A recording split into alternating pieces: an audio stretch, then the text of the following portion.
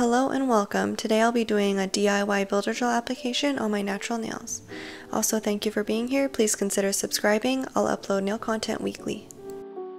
Starting off with the products I'll be using today, I have prep using Vivid Glam Co. and gel products from Madam Glam. Both were gifted and I'll link in the description. So my nails are ready. I've pushed back my cuticles and I currently have a ballerina square shape that is definitely prone to breaks on sharp edges. Builder gel is great for added strength. I'll start by applying Dehydrator and let that dry. I'm going to be doing the full tutorial start to finish on my thumb so you can see all the steps in order. Once Dehydrator has dried, I'll move on to gel primer and give that a minute or so. It does stay tacky, sticky, but I have noticed a huge improvement in the longevity of my gel manis with proper prep. It really helps prevent lifting because nothing worse is spending an hour or more, sometimes it's been more, doing your nails just to have them lift and peel in a couple days. As you can see, the primer is still shiny and tacky, but I'm going to move right into my first gel layer, which is gel base, and do my very best to do a very thin, even layer of gel base.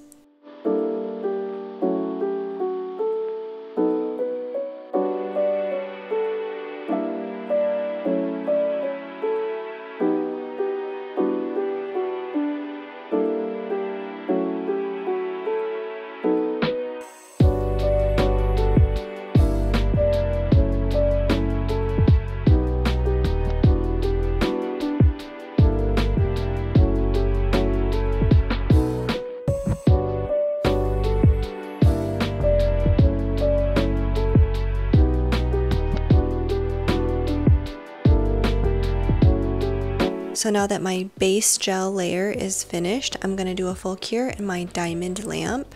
This is from Vivid Glam Co. as well. I'm going to do a full 60-second cure at the 48-watt setting to make sure that the gel is fully cured and hardened. It's very important when you're using gel products to fully cure the gel because this will prevent skin irritations and allergies developing. As a DIYer and not a professional, I always try my best to protect my skin and nails so I can have the best experience at home. So I always use sunblock when I'm doing gel manis, and this is the Neutrogena SPF moisturizer I apply to my hands before I start any mani. It's just an extra layer of protection since the lamp I'm using does have UV bulbs. Now that my gel base layer is cured, as an FYI, base gel will stay tacky even after a full cure, I'm going to move on to my builder gel layers. I'll do 2 builder gel layers, starting with a very thin slip layer, and I will not be curing the first slip layer. I'm going to keep it wet and slick, which ensures I can easily build up my thicker structured builder gel layer, and slip it around if you will. For my second builder gel layer, I'm going to be focusing the bulk of the gel on the apex of the nail.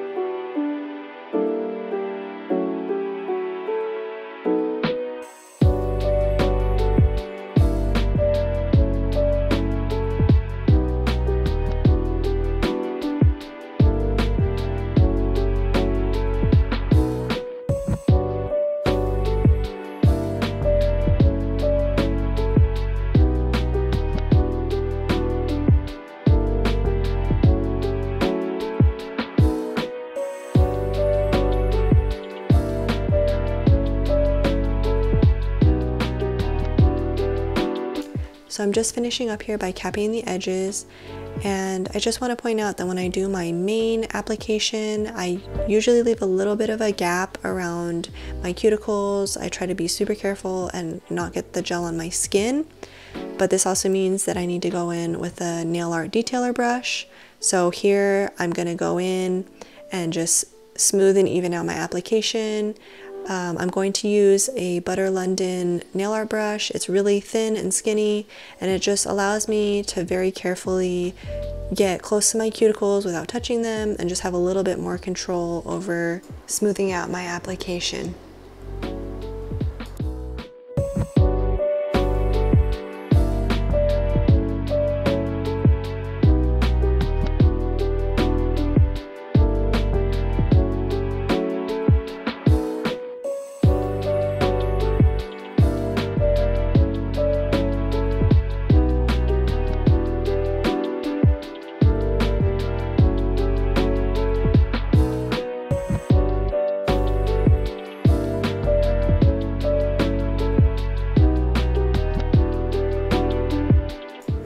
So when that's completed, I'm just going to speed this up, but I'm going to turn my finger upside down to let gravity create a natural apex for me, and then I'm going to do another full cure in my lamp for 60 seconds.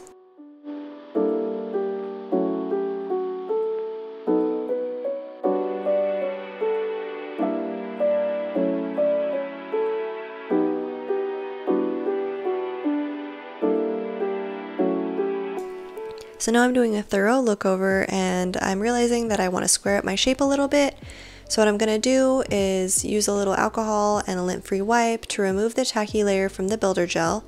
And I'm going to go in with a file and square up my shape and make sure it's exactly how I want before I go in with my final layer of gel top coat.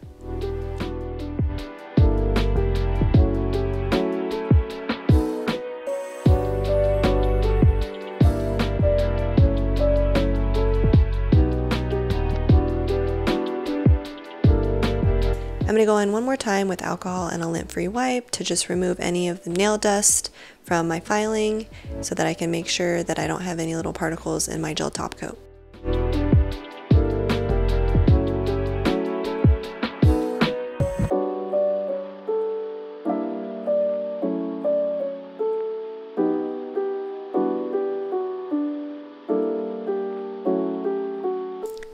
So finally, I'm going to go in with my last layer of gel top coat, and I'm going to go in as thin as I can, nice, even, smooth application, and try my best not to get any gel on my skin.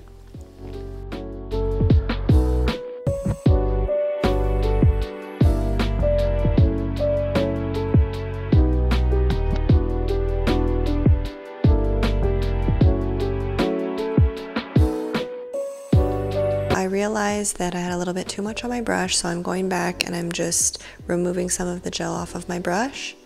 And right here, I make a little whoopsie and I get a little bit of gel on my skin. And now is a teachable moment because I'm going to show you how I remove gel from my skin. I'm getting another lint-free wipe, putting a little alcohol on it, and I'm using the lint-free wipe to remove the gel from my skin, making sure I completely get it all off of there before I can touch up top coat and do my final cure.